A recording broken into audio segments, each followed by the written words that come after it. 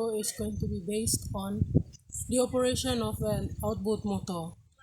The presentation is made up of three segments. The first segment is the rope work. The second segment is the basic equipment that you should and you must have on an outboard motor, and the engine component itself. How to construct bowline knot. Step number 1. Make a small loop in the line a couple feet from the end. Then pass the end of the line up through the loop you just made. Step number 2. Wrap the end around the main line above the loop. Turn the end back down and thread it back down through the loop. Step number 3. Tug hard on the end and on the main line above the loop you have created. How to construct clove-hitch knot. Step number 1. Wrap the line one time around the rail or pole. Step number 2. Begin wrapping around the rail a second time, with the line crossing over top of the first wrap. Finish the second wrap, but before pulling it tight, pass the tag and bag underneath. Then tug to secure the clove hitch in place.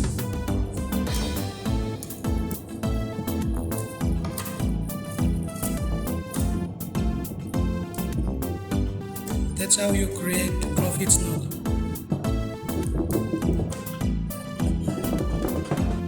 Construct figure 8 knot.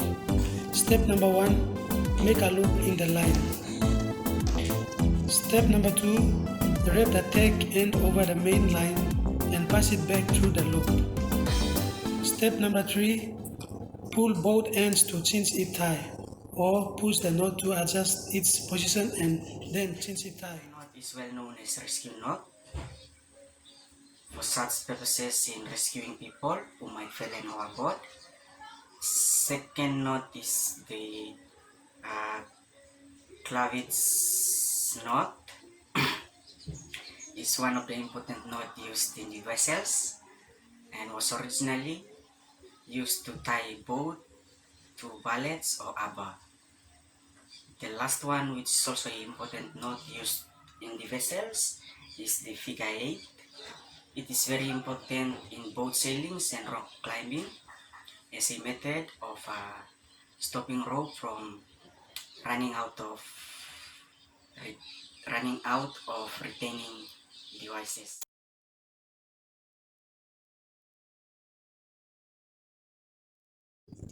There are 6 equipment that you must have before you travel out at sea.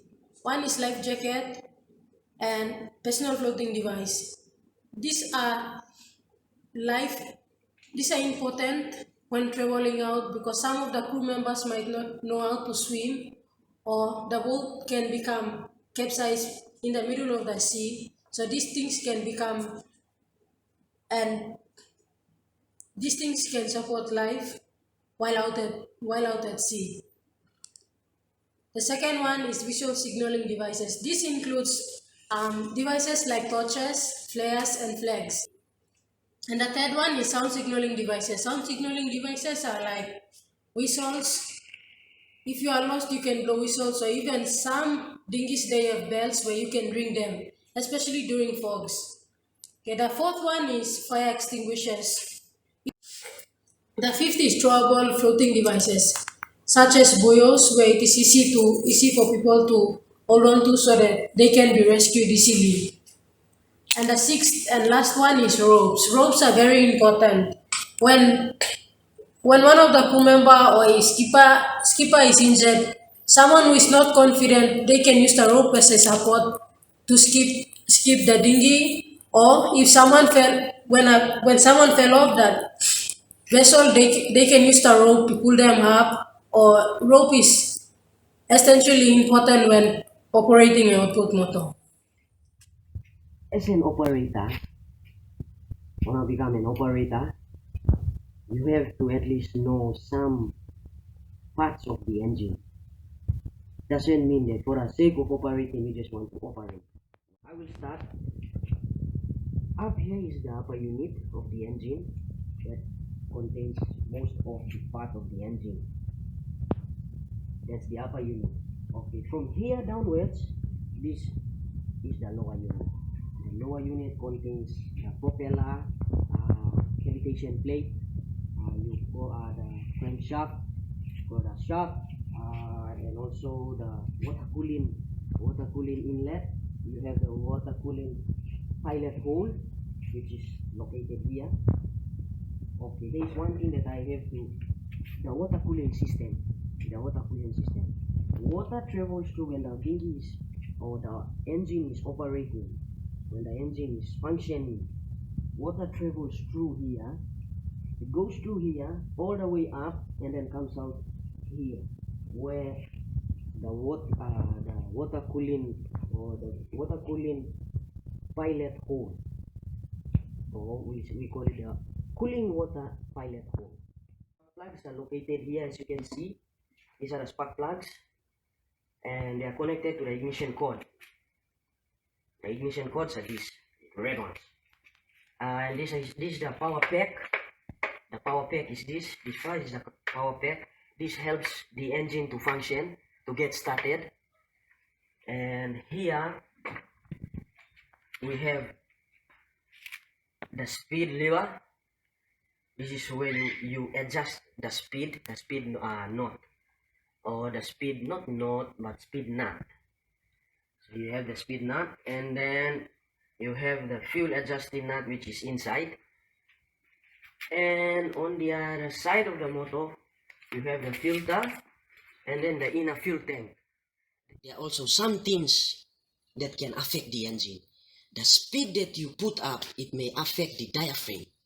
And that's one thing that we must always put in mind. The diaphragm is a plastic thing. So when the speed is so high and it is suddenly throttled to a high level, it can definitely affect the diaphragm inside. Also, another thing that I would like to talk on is the grease.